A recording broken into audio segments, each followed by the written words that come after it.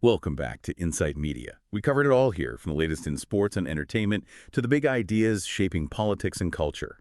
We're all about diving deep, uncovering those fascinating nuggets of knowledge that make you go, I never thought of it that way. So get comfy and get ready for another insightful journey. And hey, if you're enjoying the ride, don't forget to subscribe, like, comment, and share the knowledge with your friends. Today, we're taking a deep dive into the world of UK politics with a rising star who's making waves. Kemi Badenoch. Now, I know what you might be thinking. Politics, seriously. But trust me, this is anything but your typical political jargon fest. We've got some seriously interesting source material to unpack. A recent interview where Badenoch really lays out her worldview. We're talking about her take on culture, immigration, and the role of government. It's thought-provoking stuff, and we're here to break it all down for you.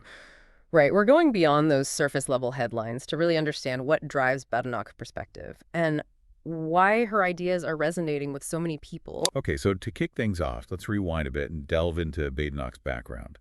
It's not your typical political origin story. Definitely not. Badenoch's early life in Nigeria, living under a military dictatorship, deeply shaped her worldview. She talks about having to fetch water, experiencing both wealth and poverty firsthand. It wasn't a theoretical understanding, it was her daily reality.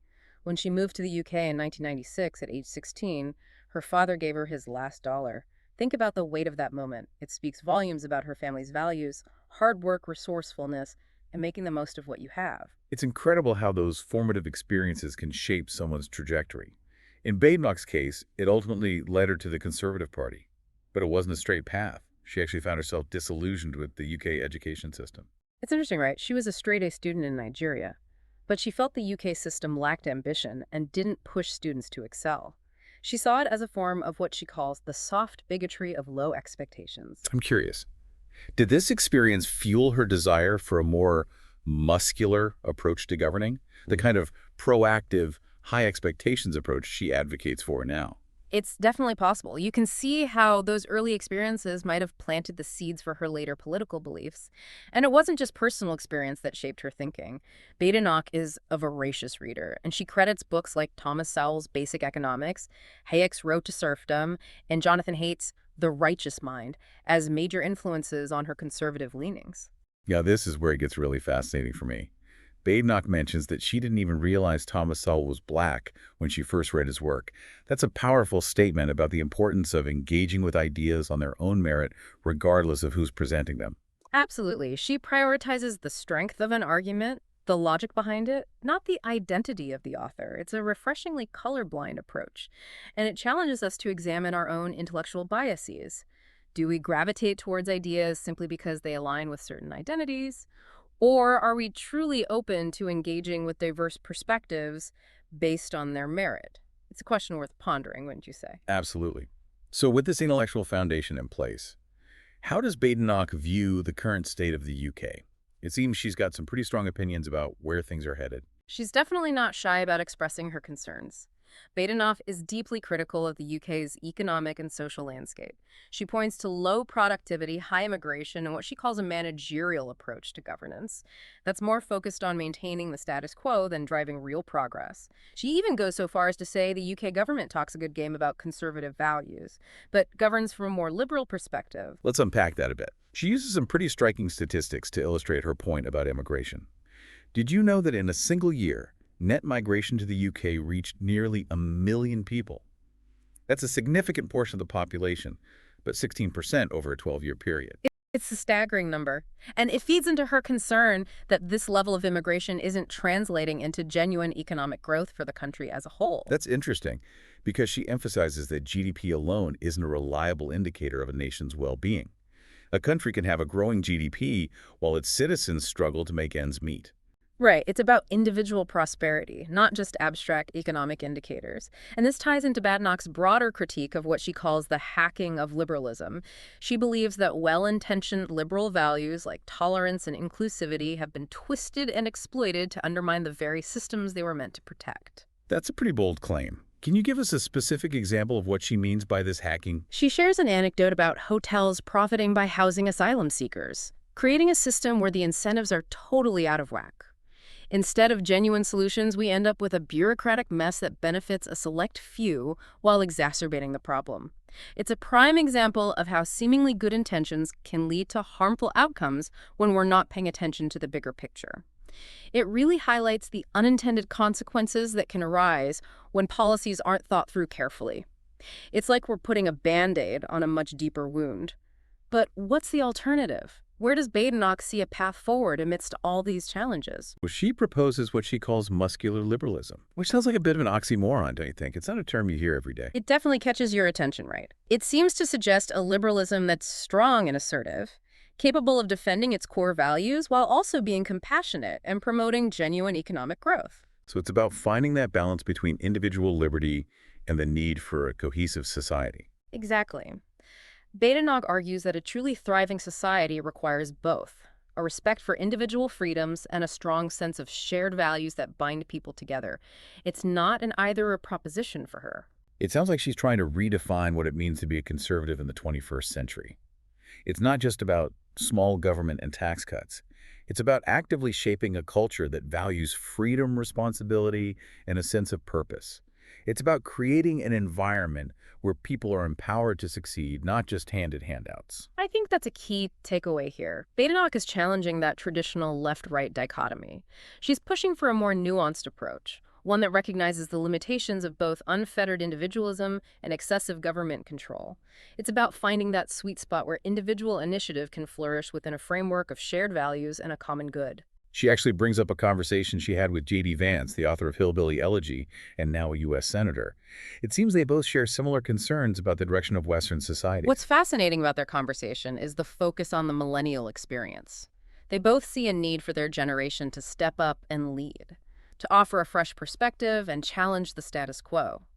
It hints at the potential for a new type of conservatism, one that's intellectually grounded and culturally relevant to the challenges of our time. It's like she's saying, hey, we inherited this mess, but we're also the ones who can fix it.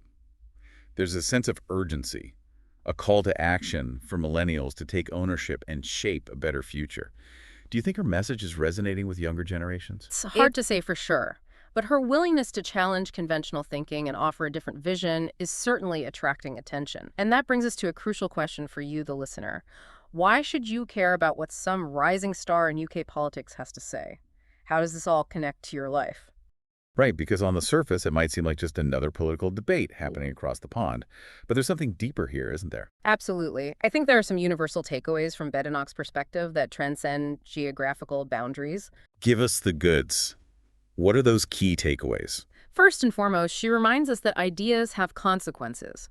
The books we read, the conversations we have, the values we embrace, they all shape the world around us. We can't just passively consume information. We have to be active participants in shaping the intellectual and cultural landscape. So it's a call to be more intentional about the influences we allow into our lives, to be discerning about the ideas we choose to embrace and promote. It's about taking responsibility for our own intellectual development. Exactly. Second, Badenoch emphasizes the importance of critical thinking, especially when it comes to the systems and institutions that govern our lives. Even policies designed with the best intentions can have unintended consequences if we're not careful. It's about looking beyond those good intentions and asking tough questions. How do these systems actually work? Who benefits and who gets left behind? Are we truly solving problems, or are we just creating new ones? Precisely. And finally, Badenoch embodies the importance of moral courage, the willingness to stand up for what you believe in, even when it's unpopular, even when it means going against the grain. Because it's easy to go along with the crowd to stay silent when you see something wrong. But true leadership, whether in politics or in our personal lives, requires the guts to speak truth to power, to challenge the status quo, and to stand firm in your convictions. Badenoch is a living example of that principle. She's not afraid to speak her mind, even if it means facing criticism from both sides of the political spectrum. It is refreshing to see someone so unapologetically committed to her principles, especially in a world where so many people seem to be tiptoeing around sensitive issues. She's not afraid to call things as she sees them, and that's a quality we need more of, not just in our leaders, but in ourselves as well. So for you personally, what stands out the most about Kemi Badenoch's perspective? What resonates with you? For me, it's her emphasis on the interconnectedness of economics, culture, and values. You can't separate these things. They all influence each other. A strong economy requires a strong culture, and both are rooted in a shared set of values that guide our behaviors and choices. That's such a crucial point. We often try to compartmentalize these issues, economics over here, culture over there, but Badenoch is advocating for a more holistic approach. It's a perspective that transcends national borders. Whether you're in the UK, the US, or anywhere else in the world, we're all grappling with similar challenges. Economic uncertainty, cultural fragmentation, a sense of meaninglessness in a world that feels increasingly chaotic. And what Badenoch is offering is a different way of thinking about these challenges, a way that moves beyond those tired old political debates and focuses on building a future that's both prosperous and fulfilling. A future that honors individual liberty while also recognizing the importance of shared values and a common good. It's a vision that's both challenging and inspiring. It asks us to be more engaged citizens, more critical thinkers, more courageous in defending the values that truly matter. It's a lot to process, but it definitely gets the wheels turning. It makes you wonder if we're asking the right questions, if we're focusing on the things that truly matter. It definitely challenges you to think differently, to move beyond those comfortable, but perhaps outdated ways of seeing the world. But isn't there a risk that this muscular approach, as she calls it, could swing too far in the other direction? Where do you draw the line between protecting those shared values and potentially infringing on individual liberties?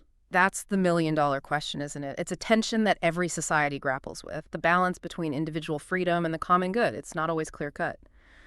And there are definitely valid concerns about how to implement Badenoch's vision in a way that respects individual rights and avoids any kind of authoritarian overreach. Right, because it's easy to slip into a we know best mentality and start dictating what those shared values should be, how people should behave. It's a slippery slope. It absolutely is. And that's where open dialogue, critical thinking, and a healthy dose of skepticism come in. We need to constantly question assumptions, challenge those in power, and ensure that any policies implemented are truly serving the best interests of all citizens, not just a select few. So it's not about blindly accepting Badenoch's vision, but rather using it as a springboard for deeper conversations about the kind of society we want to build. Exactly. It's about engaging in those tough debates, weighing the potential benefits and risks, and finding solutions that work for everyone. It's an ongoing process, a constant balancing act. There's no one-size-fits-all answer, no magic formula. Well, Kemi Badenoch has certainly given us a lot to think about. Her story, her ideas, her vision for the future, they all point to something bigger than just policies and elections. It's about values, principles, and ultimately the kind of world we want to live in. And whether you agree with her or not, Badenoch challenges us to think deeply about these things, to be active participants in shaping our collective destiny. It's a reminder that we're not just passive observers. We all have a role to play in building a better future. So as you go about your day, think about the things that matter most to you. What values guide your decisions? What kind of world do you want to leave for future generations? And most importantly, what are you willing to do to make that vision a reality? Those are powerful questions, and they're worth asking ourselves every single day. Thanks for joining us on this deep dive into the world of Kemi Badenoch. It's been a thought-provoking journey, and we hope you've gained some new insights along the way. We'll catch you next time on Insight Media for another fascinating exploration of the ideas shaping our world.